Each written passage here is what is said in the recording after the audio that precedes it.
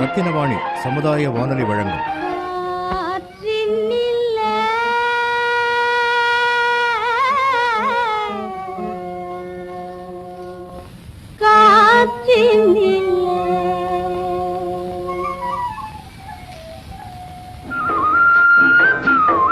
காற்றில் மிதந்து வரும் கணிதம். காற்றில் மிதந்து வரும் கணிதம் இந்திய அரசு அறிவியல் மற்றும் தொழில்நுட்பத்துறையின் ஓர் அங்கமான தேசிய அறிவியல் மற்றும் தொழில்நுட்ப தொடர்பியல் குழுமத்தின் ஆக்கம் ஊக்கம் ஆதரவுடன் ரத்தினவாணி சமுதாய வானொலி தயாரித்து வழங்கும் காற்றில் மிதந்து வரும் கணிதம்.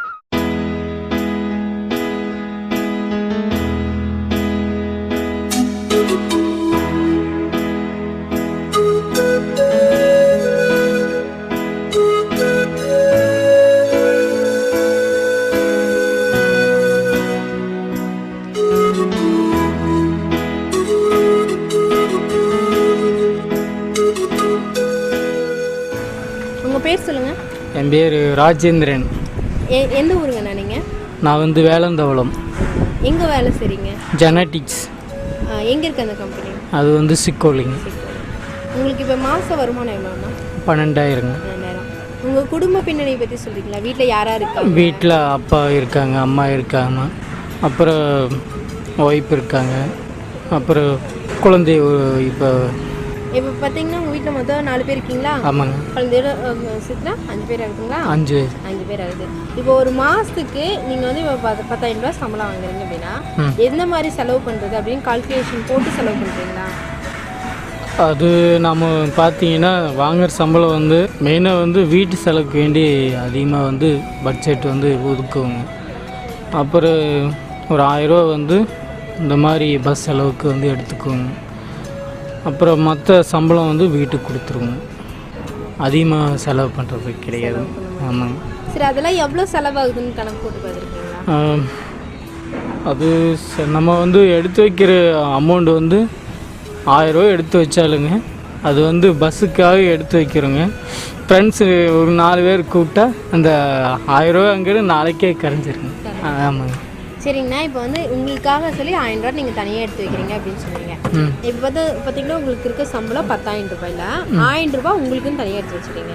அப்போ மீதி இருக்க 9,000 வந்து உங்கள் வீட்டில் கொடுத்துருவேன்னு சொன்னீங்களா?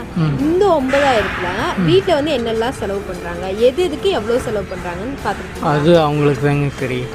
நீங்கள் என்னைக்காவது கணக்கு போட்டு பார்த்துருக்கீங்களா? நான் கணக்கு போட்டது இல்லைங்க, அவங்க தான் கணக்கு போடுவாங்க. அவங்க வந்து நான் வந்து என்ன செலவு பண்ணியிருக்கேன்னு கேட்டால் அவங்க தான் சொல்லுவாங்க. அந்த மாதிரி அரிசிக்காரங்க கொடுத்தது, பைனஸ்காரங்க கொடுத்தது அவங்க தான் சொல்லுவாங்க. டீட்டெயில் கேட்டால் சொல்ல மாட்டாங்க. அது நான் வந்து வீட்டில் அதிகமாக கேட்க மாட்டேங்க. இப்போ வந்து நீங்கள் சீட்டு போடுறது, பாலிசி போடுறது, அது மெயினாக வந்து இன்சூரன்ஸ் போட்டிருக்குங்க.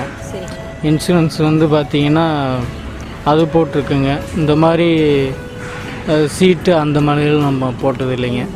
இன்சூரன்ஸ் வந்து 2-3 பக்கம் போட்டிருக்குங்க. கம்பெனி இன்சூரன்ஸ் மாதம் வந்து ஒரு இன்சூரன்ஸ் வந்து 330 ரூபாங்க. அப்புறம் இன்னொன்று இன்சூரன்ஸ் வந்து 630 ரூபாங்க. அது வந்து நான் வந்து ஓட்டியெல்லாம் செஞ்சேன்னா அந்த காசு வந்து அப்படி பண்ணிக்குவேன். இப்போ பார்த்தீங்கன்னா எல்லாத்துக்குமே நம்ம லைஃப்பில் வந்து எல்லா இடத்துலையும் மேக்ஸ் வந்து நம்ம யூஸ் பண்ணிட்டு இருக்கோம். ஆமாம். அது எல்லா பக்கமே கணக்கு கண்டிப்பாக அந்த அப்படி நீங்கள் வந்து எனக்கு இந்த இடத்துல கணக்கு போடுறது கஷ்டமாக இருக்குது, எனக்கு இது தெரியல அப்படின்னா என்ன விஷயத்த சொல்லுவீங்க? கணக்கு தெரியலன்னா நம்ம வீட்டு கணக்கு தான் சொல்ல முடியும். வீட்டு பட்ஜெட் போடுறது. இப்போ வேறு ஏதாவது இடத்துல வந்து எனக்கு வந்து நான் வந்து இந்த இடத்துல எனக்கு கணக்கில் கண்டிப்பாக போடணும், ஆனால் எனக்கு சரியாக போட தெரியல அப்படி நீங்கள் தான் சொல்லிக் கொடுங்க அப்படிங்கிற மாதிரி உங்களுக்கு வேறு ஏதாவது சந்தேகம் இருக்காங்க? சந்தேகம் நிறைய இருக்குங்க. இப்போ வந்து நம்ம சம்பாதிக்கிறோம், எது செலவு பண்ணுறோம், எதுக்காக செலவு பண்ணுறோன்னு தெரியாம தான் செலவு பண்ணுறோம்.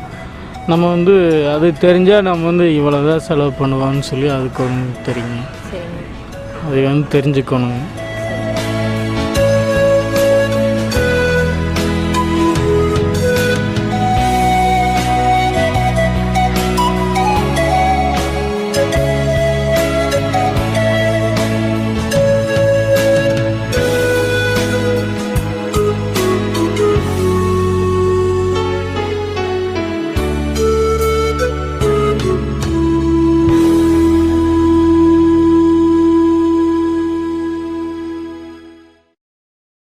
அனைவருக்கும் வணக்கம். இன்னைக்கு காற்றில் மிதந்து வரும் கணிதம் பகுதியில் சிட்கோ பகுதியில் வேலை செஞ்சுட்டு ஒருத்தர் தான் வந்து நம்ம மீட் பண்ணோம். அவர் யாருன்னு பார்த்தீங்கன்னா ராஜேந்திரன்.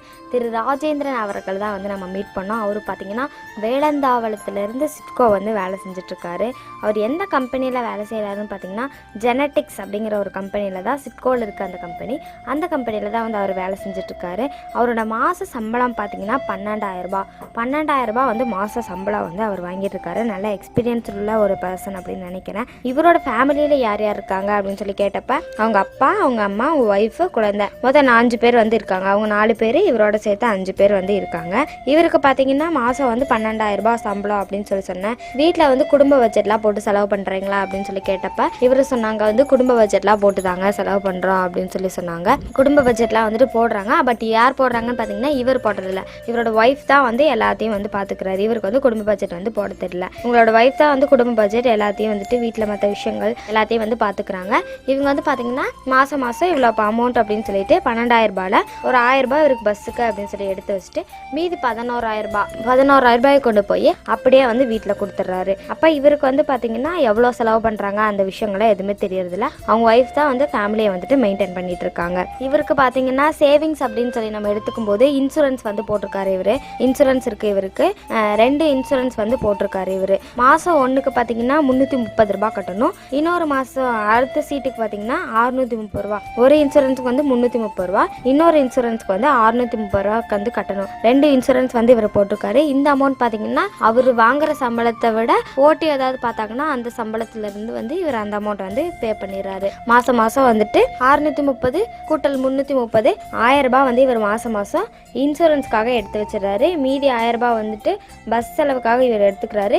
மீதி 10,000 கொடுக்குறாரு. ஒரு வேளை இவர் ஓட்டி பார்க்கல அப்படின்னா 12,000 கழித்தல் 12,000 போட்டோம்னா 10,000. அந்த 10,000 வந்து வீட்டுக்கு கொடுத்துட்றாரு. இவர் வந்து பார்த்தீங்கன்னா சீட்டெல்லாம் எதுவுமே போடல, இன்சூரன்ஸ் மட்டும் தான் வந்து போட்டிருக்காரு. இவர் பேங்க்ல ஏதாவது அக்கௌண்ட் இருக்கா அப்படின்னா இவருக்கு வந்து அக்கௌண்ட் வந்து கிடையாது. இப்போ பேங்க்லலாம் பார்த்தீங்கன்னா நிறைய அக்கௌண்ட் இருக்கு. நம்ம சேவிங் பண்ணோம், இவர் வந்து இன்சூரன்ஸ் போட்டிருக்காரு. அது வந்து ரொம்பவே நல்ல விஷயம். இவர் வந்து பார்த்தீங்கன்னா இந்த சீட்டு போடுறது, சேமிக்கிறது, இந்த மாதிரி விஷயங்கள்லாம் வந்துட்டு இவர் வந்துட்டு இது பண்ணவே இல்லை. உங்க ஒய்ஃப் வந்து என்ன பண்றாங்க அப்படிங்கிறது இவருக்கு தெரியறது இல்லை. அவங்க ஒய்ஃப் வந்துட்டு இவ்வளோ அமௌண்ட் இதுக்காக செலவு பண்ணியிருக்கா அப்படிங்கிறது வந்துட்டு இவர் வந்து கவனிச்சுக்கிறது இல்லை. ஃபேமிலியில் வந்துட்டு பார்த்தீங்கன்னா அவங்க ஒய்ஃப் தான் வந்துட்டு எவ்வளோ செலவு பண்ணுறா அப்படிங்கிறதெல்லாம் வந்து பார்த்துருக்காங்க. இப்போ இவருக்கு வந்து பார்த்தீங்கன்னா இப்போ அக்கௌண்ட்டில் வந்து என்னென்னலாம் அக்கௌண்ட் இருக்குது அப்படிங்கிறத நம்ம சொல்லிடலாம். இப்போ பேங்க்கில் பார்த்தீங்கன்னா நிறைய அக்கௌண்ட் இருக்குங்க.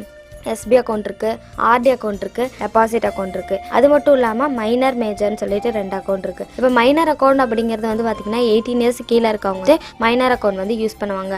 அவங்க வந்து பார்த்திங்கன்னா ஒரு சின்ன அமௌண்ட் வந்து ஒரு சிறு சேமிப்பு மாதிரி சின்ன அமௌண்ட் வந்து போடுவாங்க. 18 இயர்ஸ் கீழே இருக்கவங்களாம் பார்த்திங்கன்னா ஒரு சின்ன வயசாக தான் இருப்பாங்க. 18 இயர்ஸ் கீழே அப்படிங்கும்போது ஸ்கூல் படிக்கிறவங்க அந்த மாதிரி தான் இருப்பாங்க. அவங்களாம் பார்த்திங்கன்னா ஒரு 100 200 18 வயசு கீழே இருக்கவங்களாம் பார்த்தீங்கன்னா ஒரு மாதத்துக்கு ஒரு 100 200 எப்போ அமௌண்ட் கிடைக்குதோ அப்போ அப்படின்னு சொல்லிட்டு அவங்களாம் யூஸ் பண்ணுவாங்க. மைனர் அக்கௌண்ட், மேஜர் அக்கௌண்ட் சொல்லிட்டு 2 பிரிச்சிட்டாங்க. இப்போ மேஜர் அக்கௌண்ட் சொல்லி பார்க்கும்போது 18 இயர்ஸ்க்கு மேலே எவ்வளோ வயசு இருந்தாலும் அந்த அக்கௌண்ட் வந்து அவங்க யூஸ் பண்ணுவாங்க. அவங்களுக்கு வந்து பார்த்தீங்கன்னா நிறைய அமௌண்ட் வந்து அவங்க இன்வெஸ்ட் பண்ணுவாங்க. அவங்க வந்து இதில் பேங்க்கில் வந்து போடுவாங்க. 1 கோடியாக இருக்கட்டும், 1 லட்சமாக இருக்கட்டும், 10 லட்சமாக இருக்கட்டும், 10,000 இருக்கட்டும், இந்த மாதிரி நிறைய அமௌண்ட் வந்து போடுவாங்க. அதனால தான் வந்து ரெண்டு அக்கௌண்ட்டாக வந்து தனித்தனியாக பிரிச்சிட்டாங்க. இப்போ எஸ்பி அக்கௌண்ட் அப்படிங்கிறது வந்து ஒரு நார்மலாக டிரான்சாக்ஷன் நம்ம பண்ணுறது. எவ்வளோ வேணாலும் நம்ம அமௌண்ட் போட்டுக்கலாம், எவ்வளோ வேணாலும் எடுத்துக்கலாம், எப்போ வேணாலும் போட்டுக்கலாம், எப்போ வேணாலும் எடுத்துக்கலாம். இந்த மாதிரி இருக்கிறது பார்த்தீங்கன்னா எஸ்பி அக்கௌண்ட் அப்படின்னு சொல்லி நம்ம சொல்லுவோம். இதில் வட்டி எப்படி கால்குலேட் பண்ணுவாங்க அப்படின்னு சொல்லி பார்த்தீங்கன்னா நம்ம ஒரு மாதத்துக்கு வந்து எவ்வளோ வந்து டிரான்சாக்ஷன் பண்ணுறோமோ, எவ்வளோ தடவை போட்டு எடுக்கிறோமோ அதை வச்சு தான் நமக்கு வட்டிக்கு வந்து கால்குலேட் பண்ணுவாங்க. அடுத்ததாக வந்து நம்ம பார்க்க போகிறது வந்து ஆர்டி அக்கௌண்ட். ஆர்டி அக்கௌண்ட் அப்படிங்கிறது வந்து இவர் வந்து பார்த்தீங்கன்னா மாதம் வந்து 10,000 வீட்டுக்கு கொடுக்குறாரு, 1,000 வந்து பஸ்ஸுக்கு எடுத்துக்கிறாரு, 1,000 வந்து இன்சூரன்ஸ் பே பண்ணுறாரு. இதில் இருந்து இன்னொரு 1,000 இவர் மிச்சம் முடிச்சாரா அப்படின்னா நம்ம ஆர்டி அக்கௌண்ட்ல இவர் வந்து சேவிங்ஸ்க்காக யூஸ் பண்ணலாம். இப்போ ஆர்டி அக்கௌண்ட்ல பார்த்தீங்கன்னா அப்படின்னா என்னன்னு முதல்ல நான் சொல்லிடுறேன். இப்போ ஆர்டி அக்கௌண்ட் அப்படிங்கிறது வந்து பார்த்தீங்கன்னா ஒரு ஃபிக்ஸ்டு அமௌண்ட் வந்து அவங்க வச்சிருப்பாங்க. இப்போ வந்து அவங்க வச்சிருக்க மாட்டாங்க. ஐ மீன் நம்ம வந்துட்டு ஃபிக்ஸ்டு அமௌண்ட் வந்து போடுற மாதிரி இருக்கும். மாதம் பார்த்தீங்கன்னா ஒரு ஃபிக்ஸ்டு அமௌண்ட் ஃபிக்ஸ் பண்ணி வச்சுட்டு இப்போ ஒரு நாள் 1,000 மாதம் கட்ட முடியும் அப்படின்னா 1,000 மாதம் கட்டிகிட்டே இருக்கணுங்க. கட்டிகிட்டே இருந்துட்டு அப்புறம் ஒரு 2 வருஷத்துக்கு இவர் போட்டிருந்தார் அப்படின்னா 2 வருஷம் கழிச்சு கழிச்சு இந்த அசல் கூட வட்டி அமௌண்ட்டு வரும். இப்போல்லாம் மோஸ்ட்லி பார்த்தீங்கன்னா ஆர்டி அக்கௌண்ட்டில் வந்து ஒரு 9% வரைக்கும் வட்டி வந்து கொடுத்துட்ருக்காங்க. அப்போ அந்த 9% வட்டி வந்து பார்த்தீங்கன்னா இவர் மாதம் 1000 ரூபாய் போடுறாரு இல்லையா, அது கூட அந்த வட்டி அமௌண்ட்டும் சேர்ந்து வந்து வரும்போது நமக்கு வந்து ஒரு நல்ல அமௌண்ட் வந்து 2 இயர்ஸ் கழிச்சு வந்து கண்டிப்பாக வந்து கிடைக்கும். அதுக்கப்புறம் பார்த்தீங்கன்னா இவர் வந்து வேளந்தாவரத்துலேருந்து டெய்லி வராரு இல்லை ரூம் எடுத்து தங்கியிருக்காரான்னு தெரியல. ரூமுக்கு ரெண்டுக்கு வந்துட்டு ஒரு 2000 அந்த மாதிரியா இருந்தாலும் மீதி வந்து ஒரு 8000 ரூபாய் இருக்கும். அதாவது 10,000ல் இவர் ஒரு வீட்டுக்கு போயிட்டு வர்றாருன்னு தான் நினைக்கிறேன். சரிங்க, இப்போ வந்துட்டு அதே மாதிரி ஆர்டி அக்கௌண்ட் அப்படிங்கிறது பார்த்தீங்கன்னா ஒரு மாதம் ஒரு 1000 ரூபாய் போட்டார் அப்படின்னா இவருக்கு வந்து 2 வருஷம் கழிச்சு கண்டிப்பாக ஒரு நல்ல அமௌண்ட் கிடைக்கும். அந்த 9% வட்டி வந்து இவருக்கு வந்து வரும். இப்போ அடுத்ததாக வந்து பார்க்க போகிறது வந்து டெபாசிட். இப்போ டெபாசிட் அப்படிங்கிறது என்னன்னு பார்த்தீங்கன்னா இவர் வந்து இன்சூரன்ஸ் மாதம் போடுறாரு. இதே மாதிரி அவங்க ஃபேமிலியில் வந்துட்டு அவங்க ஒய்ஃப் வந்து மகளிர் குழு இந்த மாதிரி சீட் ஏதாவது போட்டிருந்தாங்க அப்படின்னா அது வந்து இப்போ ஒரு 2 வருஷத்துலையோ இல்லை இந்த 1 வருஷத்துலையோ இல்லை இப்போயோ எடுத்துட்டாங்க அப்படின்னா அந்த சீட் வந்து முடிஞ்சிருச்சு அப்படின்னு சொல்லி எடுத்துட்டாங்க. சரி, இந்த அமௌண்ட் வந்து இப்போ நம்மளுக்கு தேவையில்லை, நம்ம குழந்தை வந்து ரொம்ப சின்ன குழந்தை, இப்போ இந்த அமௌண்ட் தேவையில்லை, ஒரு படிக்க வைக்கிறதுக்கு வந்து ஒரு 2 வருஷம் ஆகும் இல்லை ஒரு 5 வருஷம் ஆகும் அப்படின்னு சொல்லும்போது அந்த 5 வருஷத்துக்கு இந்த அமௌண்ட் வந்து நம்ம சேஃபாக வச்சிருக்கணும். அதுக்கு வந்து நம்ம பேங்க்ல டெபாசிட் பண்ணி வைக்கலாம். அந்த அமௌண்ட்டை பேங்க்ல டெபாசிட் பண்ணி வைக்கும்போது ஒரு 5 வருஷத்துக்கு வைக்கும்போது 5 வருஷத்துக்கும் நம்ம வந்துட்டு மாதம் அவங்க நம்மளுக்கு வட்டி வந்துட்டே இருக்கும். அதோட சேர்த்து பார்த்தீங்கன்னா இந்த டெபாசிட் பண்ணுற அமௌண்ட்டை பொறுத்து வட்டி வந்து அவங்க கால்குலேட் பண்ணி நமக்கு போடுவாங்க. அப்போ அது ஒரு நல்ல அமௌண்ட்டை வந்துட்டு ஒரு 5 வருஷம் கழிச்சு நமக்கு அசல் கூட அந்த வட்டி அமௌண்ட்டும் சேர்ந்து வந்து வரும். அப்போ ஒரு நல்ல அமௌண்ட் நம்ம கையில் கிடைக்கும் போது நம்ம வந்து நல்லா நம்ம உங்களோட பசங்களோட படிப்புக்கு வந்து இது ரொம்பவே யூஸ்ஃபுல்லாக இருக்கும். அப்போ வந்து இந்த 3 அக்கௌண்ட் பேசிஸில் வந்து பேங்க்ல இருக்கு. உங்களுக்கு வந்து இதில் எந்த அக்கௌண்ட் வந்து யூஸ்ஃபுல்லாக இருக்குமோ, எது வந்து உங்களுக்கு சூட்டபிளாக இருக்குமோ, இந்த அக்கௌண்ட் வந்துட்டு எனக்கு சூட்டபிளாக இருக்கும் அப்படின்னா அந்த அக்கௌண்ட் வந்து நீங்கள் யூஸ் பண்ணிக்கலாம். இந்த மாதிரி 3 அக்கௌண்ட் இருக்குது அப்படின்னு நான் சொல்லிட்டேன். இதில் உங்களுக்கு எது சூட்டபிளோ அதை வந்து நீங்கள் சூஸ் பண்ணி அதில் வந்து நீங்கள் அமௌண்ட் போட்டு வச்சு சேவ் பண்ணிக்கலாம் உங்களோட மணியை. இவர் வந்து பார்த்தீங்கன்னா நிறைய எக்ஸ்பீரியன்ஸ் உள்ளவர் 12,000 வந்து சம்பளம் வாங்குறாரு.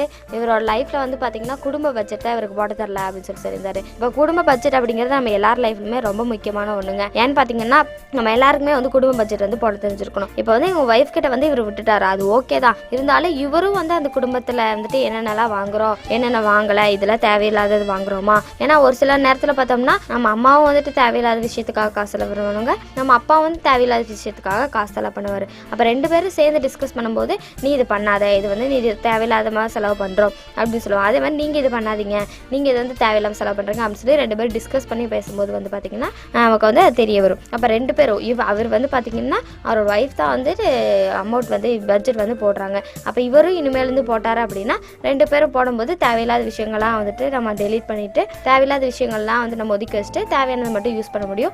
அந்த விஷயத்துலேயே வந்து பார்த்திங்கன்னா நம்ம அமௌண்ட் வந்து சேவ் பண்ண முடியும். சேவிங்ஸ் அப்படிங்கிறது நம்ம வாழ்க்கையில் எவ்வளோ முக்கியம் அப்படிங்கிறது நம்ம எல்லாருக்குமே வந்து கண்டிப்பாக தெரிஞ்சிருக்கோம் அப்படின்னு நினைக்கிறேன். உங்கள் எல்லாருக்குமே கண்டிப்பாக தெரிஞ்சிருக்கும்.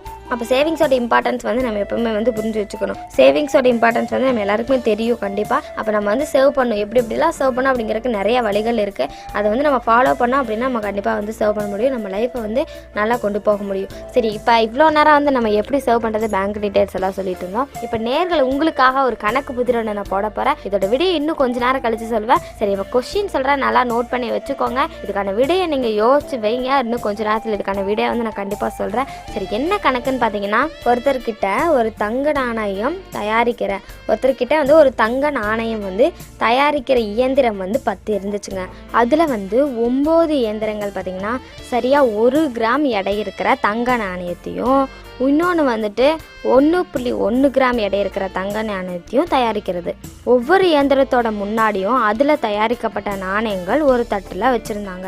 அங்கிருந்த தட்டுகள்லேருந்து நாணயங்களை வந்து ஒரு குறிப்பிட்ட எண்ணிக்கையில் பொறுக்கி எடுத்து மொத்தமாக ஒரே ஒரு முறை மட்டும் எடை இட்டுட்டு அது எது கூடுதலான எடையில நாணயம் வந்து தயாரிக்கிற இயந்திரம் அப்படிங்கிறத வந்து அந்த நாணய கடைக்காரர் வந்து சொல்லிடுறாரு. அது எப்படி அப்படிங்கிறத நீங்கள் கண்டுபிடிக்க வேண்டிய விடை. சரி, மறுபடியும் கொஸ்டினை ரிப்பீட் பண்ணுறேன், கொஞ்சம் குழப்பிருக்குன்னு நினைக்கிறேன், அதனால தெளிவாக சொல்கிறேன். ஒருத்தர்கிட்ட பார்த்தீங்கன்னா தங்க நாணயம் தயாரிக்கிற இயந்திரம் வந்து 10 இருந்துச்சு. அதில் 9 வந்து பார்த்தீங்கன்னா சரியாக 1 கிராம் எடை இருக்கிற தங்க நாணயத்தையும் இன்னொன்று வந்து பார்த்தீங்கன்னா 1.1 கிராம் எடை இருக்கிற தங்க நாணயத்தையும் தயாரிக்கிறது. ஒவ்வொரு இயந்திரத்தோட முன்னாடியும் அதில் தயாரிக்கப்பட்ட இயந்திரங்கள் வந்து ஒரு தட்டில் வச்சுருந்தாங்க. அங்கிருந்த தட்டில் இருந்து நாணயங்களை வந்து ஒரு குறிப்பிட்ட எண்ணிக்கையில் பொறுக்கி எடுத்து மொத்தமாக ஒரே ஒரு முறை வந்து எடையிட்டு எது கூடுதலான எடையில நாணயம் தயாரிக்கும் அப்படிங்கிற இயந்திரம் எது அப்படின்னு சொல்லிட்டு அவர் சொல்லிட்டாரு. அது எப்படி அப்படிங்கிறத நீங்கள் கண்டுபிடிக்க வேண்டிய விடை. சரி, இதுக்கான பதிலை வந்து இன்னும் கொஞ்ச நேரம் கழிச்சு நான் சொல்கிறேன். அது வரைக்கும் கொஞ்சம் வெயிட் பண்ணுங்க. ஓகே, இவ்வளோ நேரம் வந்து நம்ம ராஜேந்திரன் கிட்ட வேலந்தாவளத்திலிருந்து சிட்கோ வந்து வேலை செஞ்சுட்டு இருக்காரு. 12,000 சம்பளம் வாங்குறாரு. ரொம்ப வருஷம் எக்ஸ்பீரியன்ஸ் வந்து இருக்கு. இவர் பார்த்தீங்கன்னா குடும்ப பட்ஜெட் வந்து இவருக்கு வந்துட்டு போடுறதில்ல. இவர் வந்து போட தரல அப்படின்னு சொல்லியிருந்தாரு. இவங்களோட ஒய்ஃப் தான் வந்து பார்த்தீங்கன்னா குடும்ப பட்ஜெட் அதெல்லாம் வந்து பார்த்துக்கிறாங்க அப்படின்னு சொல்லியிருந்தாரு.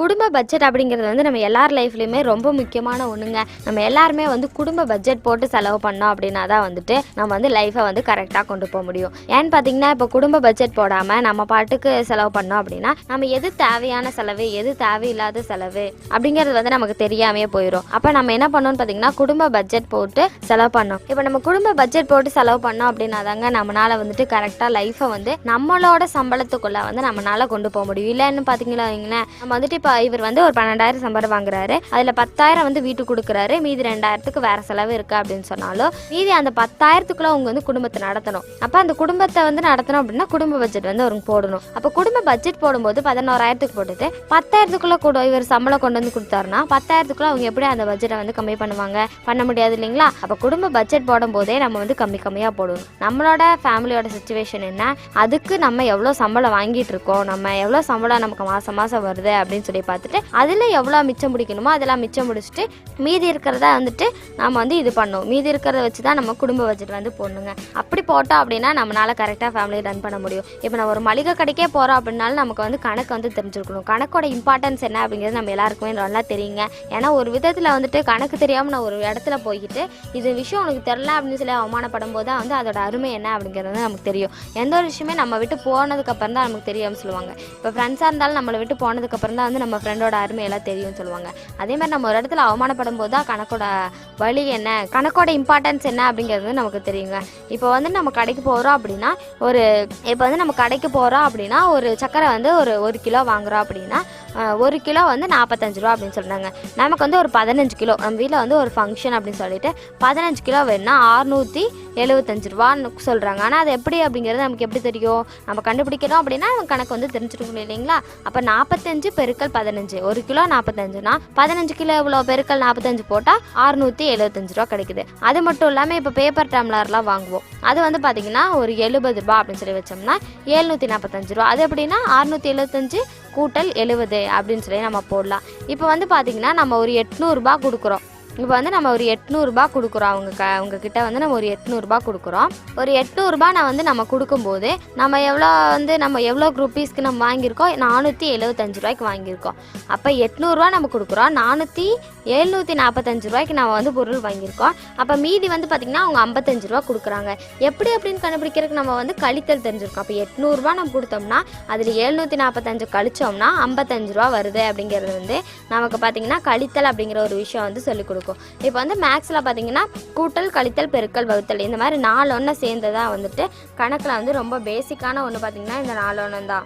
அதை வந்து நம்ம எல்லாருக்குமே வந்து கண்டிப்பாக தெரிஞ்சிருக்கணும். அது தெரிஞ்சிருந்துச்சு அப்படின்னா தான் நம்ம லைஃப்பில் வந்து நம்ம எந்த இடத்துக்கு போனாலும் நம்ம அவமானப்படாமல் வந்துட்டு நம்மளை நாம வந்துட்டு காப்பாற்றிக்க முடியும். அப்போ அந்த 4 விஷயங்களும் நம்ம கண்டிப்பாக தெரிஞ்சிருக்கணும். ஒரு சின்ன இதுக்கே போனாலும் அப்படின்னாலும் நம்ம வந்து அதை நல்லா தெரிஞ்சு வச்சிருக்கணும். அப்போ தான் வந்து நம்மளால வந்து கரெக்டாக நம்ம வாழ்க்கையை வந்து ரன் பண்ண முடியும். எந்த ஒரு விஷயமா இருந்தாலும் அது வந்து உள்ளே அலசி பார்த்துடணும் அப்படின்னு சொல்லுவாங்க. அப்போ நம்ம எல்லா விஷயத்துலையும் கரெக்டாக இருக்கும்போது நம்ம இந்த கணக்கு விஷயத்தில் மட்டும் நம்ம வந்துட்டு ஓரளவுக்கு மக்கா இருந்தோம் அப்படின்னா நம்மளை எல்லாரும் என்ன பண்ணுவாங்க? அவமானப்படுத்துவாங்க. அதுக்கு நம்ம என்ன பண்ணணும்னு பார்த்தீங்கன்னா நம்ம இந்த விஷயத்தை மட்டும் நம்ம ஏன் விட்டு வைக்கணும், எல்லாத்தையும் நம்ம தெரிஞ்சு வச்சுப்போமே அப்படின்னு சொல்லிட்டு கணக்கே நம்ம தெரிஞ்சு வச்சிட்டோம்னா நம்ம லைஃப்பில் கணக்குக்கு இம்பார்ட்டன்ஸ் என்ன அப்படிங்கிறது கணக்கோட இம்பார்ட்டன்ஸ் நம்ம எல்லாருக்கும் கண்டிப்பாக தெரியும்.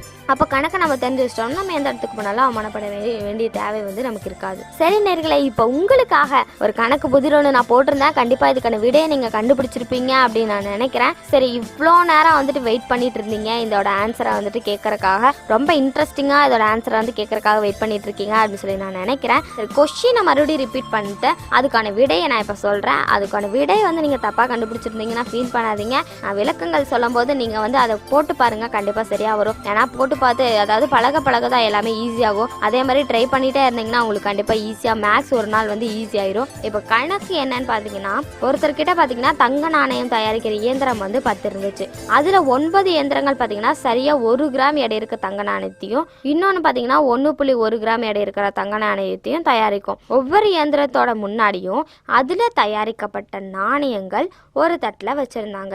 அங்கே இருக்க தட்டில் இருந்து நாணயங்களை ஒரு குறிப்பிட்ட எண்ணிக்கையில் பொறுக்கி எடுத்து மொத்தமாக ஒரே ஒரு முறை எடையிட்டு எது கூடுதலான எடையில இருக்க நாணயம் அப்படிங்கிற, எது வந்து கூடுதலான எடையை தயாரிக்கிற நாணயம், எது வந்து கூடுதலான எடையில நாணயத்தை தயாரிக்கும் எந்த இயந்திரம் அப்படிங்கறத வந்து அவர் சொல்லிட்டாரு. அதாவது நகைக்கடைக்காரர் வந்து சொல்லிட்டாரு. அது எப்படி அவர் சொன்னாரு அப்படிங்கறத நீங்க கண்டுபிடிக்க வேண்டிய விடை அப்படின்னு சொல்லியிருந்தேன். இதனால உங்க மண்டையெல்லாம் குழப்பி யோசிச்சிருப்பீங்க அப்படின்னு நான் நினைக்கிறேன். சரி, நான் இப்போ ஆன்சர் சொல்ல போறேன். ரொம்ப இன்ட்ரெஸ்டா கேட்டுட்டு இருக்கீங்கன்னு நினைக்கிறேன். சரி, இதுக்கான ஆன்சர் வந்து கரெக்டா இருந்துச்சு அப்படின்னா நீங்க ஒரு மேக்ஸ்ல ஒரு ஜீனியஸ் அப்படிங்கறத வந்து நான் ஒத்துக்கிறேன். தப்பா இருந்துச்சுன்னா வந்துட்டு கஷ்டப்பட வேண்டியதில்லை. இதை வந்து நீங்க ட்ரை பண்ணி பார்த்தீங்க அப்படின்னா கண்டிப்பா அதுக்கான விடை வந்து உங்களுக்கு ஒரு நாள் கண்டிப்பா கிடைக்கும். ஒரு நாள் இல்லை, இப்பவே ட்ரை பண்ணீங்கன்னா இப்பவே கிடைக்கும். ஓகேங்களா? சரி, இதுக்கான ஆன்சர் என்னன்னு பார்த்தீங்கன்னா, அவர் வந்து முதல் தட்டுல இருந்து 1, 2வது தட்டுல இருந்து 2, 3வது தட்டுல இருந்து 3 இந்த மாதிரி வரிசையில 55 நாணயங்களை எடுத்து எடை போட்டாரு. 55 கிராமுக்கு மேல எவ்வளவு எடை வந்துச்சோ அதை வச்சு எந்த இயந்திரம் வந்துட்டு கூடிய எடையில அதிகமான எடையில நாணயம் தயாரிக்குது அப்படிங்கறத சொல்லிட்டாரு. எடுத்துக்காட்டா பாத்தீங்கன்னா, இப்ப எடை வந்து 55.4 கிராம் அப்படின்னு வந்துச்சுன்னா 4வது இயந்திரம் வந்துட்டு கூடிய எடையில, அதாவது அதிகமான எடையில நாணயம் தயாரிக்குது அப்படின்னு நம்ம வந்து எடுத்துக்கணும். இந்த மாதிரி தான் வந்துட்டு அவர் வந்து கால்குலேட் பண்ணி சொன்னார். இது வந்து ரொம்பவே ஈஸியான ஒரு விஷயம். மறுபடியும் இதுக்கான விடையை சொல்றேன், நல்லா பார்த்துக்கோங்க. அவர் வந்து முதல் தட்டுல இருந்து 1, 2வது தட்டுல இருந்து 2, 3வது தட்டுல இருந்து 3, 4வது தட்டுல இருந்து 4 இந்த மாதிரி வரிசையில 55 நாணயங்களை எடுத்து எடை போட்டாரு. 55 கிராமுக்கு மேல எவ்வளவு எடை வந்துச்சோ அதை வச்சு அந்த இயந்திரம் வந்து எந்த இயந்திரம் வந்துட்டு அதிகமான எடையில நாணயங்களை தயாரிக்குது அப்படிங்கறத அவர் கண்டுபிடிச்சிட்டாரு. எடுத்துக்காட்டா பாத்தீங்கன்னா, இப்ப 55.4 கிராம் எடை வந்துச்சுன்னா 4வது இயந்திரம் வந்துட்டு அதிகமான எடையில நாணயம் வந்து தயாரிக்குது. ஏன்னா அதுல இருந்து 4 நாணயங்கள் வந்து எடுத்திருக்காங்க அப்படிங்கறத வந்து இவர் கண்டுபிடிச்சாரு. இது ரொம்பவே ஈஸியான ஒரு இதுவா இருக்கும் அப்படின்னு சொல்லி நான் நினைக்கிறேங்க. இது நீங்க கண்டிப்பா கரெக்டா கண்டுபிடிச்சிருப்பீங்க அப்படிங்கிற நம்பிக்கை வந்து எனக்கு இருக்கு. சரி, தப்பா கண்டுபிடிச்சிருந்தீங்கனாலும் ஒன்றும் பிரச்சனை இல்லை. உங்களுக்கு தெரிஞ்ச மாதிரி வந்து நீங்கள் போட்டு பாருங்கள், கண்டிப்பாக இதோட விடையை வந்துட்டு உங்களுக்கு கிடைக்கும். சரி, இப்போ வந்துட்டு இவ்வளோ நேரம் சொன்ன எல்லா தகவல்களும் உங்களுக்கு ரொம்பவே யூஸ்ஃபுல்லாக இருந்திருக்கும்னு நினைக்கிறேன். இது வந்து நான் ராஜேந்திரன் அவர்களுக்காக மட்டும் சொல்ல, அவர் பார்த்தீங்கன்னா ரொம்ப கஷ்டப்பட்டு வேலந்தாவளத்துலேருந்து சிட்கோ பகுதிக்கு வந்து வேலை செஞ்சுட்ருக்காரு. ஜெனட்டிக்ஸ் அப்படிங்கிற கம்பெனியில் வேலை செய்கிறாரு. அவங்க ஃபேமிலியில் பார்த்தீங்கன்னா அம்மா, அப்பா, ஒய்ஃப், குழந்தைங்களாம் இருக்காங்க. இவருக்கு 12,000 ரூபாய் சம்பளம். அந்த சம்பளத்தை வச்சு இவரோட வாழ்க்கையை வந்துட்டு இவர் கரெக்டாக ரன் பண்ணி கொண்டு போயிட்டுருக்காரு. இவருக்கு வந்து பார்த்தீங்கன்னா பேங்க்லலாம் வந்துட்டு சேவிங்ஸ் இல்லை அப்படின்னு சொல்லியிருந்தாரு. குடும்ப பட்ஜெட் போட தெரியாது அப்படின்னு சொல்லியிருந்தாரு. பேங்க்ல வந்து என்னென்னலாம் வந்துட்டு அக்கௌண்ட் இருக்கு, அதை எப்படியெல்லாம் யூஸ் பண்ணலாம், வட்டி கணக்கு எப்படி போடணும் அப்படிங்கறத பத்தியெல்லாம் இவ்வளோ நேரம் நம்ம அவருக்காக சொல்லி கொடுத்துருந்தோம். அப்புறம் வந்து பார்த்தீங்கன்னா சேவிங்ஸோட இம்பார்ட்டன்ஸ் என்ன, குடும்ப பட்ஜெட் வந்துட்டு நீங்க போட்டீங்க அப்படின்னா உங்க லைஃப் எப்படி இருக்கும் அப்படிங்கறதெல்லாம் வந்து நம்ம சொல்லிட்டு இருந்தோம். இது வந்து ராஜேந்திரன் அவர்களுக்கு வந்து ரொம்ப யூஸ்ஃபுல்லா இருந்திருக்கும் அப்படின்னு நான் நினைக்கிறேன். இது அவருக்கு மட்டும் இல்லைங்க, கேட்டுட்டு இருக்கவங்க எல்லாருக்குமே இது யூஸ்ஃபுல்லா இருந்திருக்கும். ஏன்னா நம்ம எல்லாருமே இது வந்து இதை கண்டிப்பா தெரிஞ்சு வச்சுக்கணும். கணக்கோட இம்பார்ட்டன்ஸ் வந்து என்ன அப்படிங்கிறது நம்ம எல்லாருக்குமே வந்து தெரிஞ்சிருக்கணும் கண்டிப்பா. ஏன்னா கூட்டல், கழித்தல், பெருக்கல், வகுத்தல் இந்த 4மே வந்துட்டு சேர்ந்ததான் வந்து கணக்கு. அப்ப இந்த கணக்குல வந்து பாத்தீங்கன்னா நம்ம கண்டிப்பா இந்த 4மே வந்து பேசிக்கா நமக்கு தெரிஞ்சு வச்சிருக்க வேண்டிய ஒரு விஷயம். இதை வந்து நம்ம கண்டிப்பா தெரிஞ்சு வச்சிருக்கணுங்க. இது நம்ம லைஃப்ல ரொம்பவே முக்கியமான ஒண்ணு. இது நம்ம எல்லாருமே வந்து கடைபிடிக்க வேண்டிய ஒரு விஷயம். கணக்கை வந்து நம்ம டெய்லியும் நம்ம லைஃப்ல யூஸ் பண்ணிட்டு இருக்கோம். அது தெரியாம வந்து நம்ம லைஃப் வந்து இருக்கக்கூடாது, இருக்க முடியாதுல, இருக்கக்கூடாது. ஸோ எல்லாருமே வந்து கணக்கை கற்று வச்சுக்கோங்க. இது வந்து நம்ம லைஃப்ல ரொம்பவே யூஸ்ஃபுல்லா இருக்கும் அப்படின்னு நான் சொல்லிக்கிறேன். சரி, இன்னைக்கு சொன்ன எல்லா தகவலுமே வந்துட்டு திரு ராஜேந்திரன் அவர்களுக்கு மட்டும் இல்லை, கேட்டுட்டு இருக்கவங்க எல்லாருக்குமே ரொம்பவே யூஸ்ஃபுல்லாக இருந்திருக்கும் அப்படின்னு நான் நம்புறேன். மீண்டும் சந்திப்போம். நன்றி.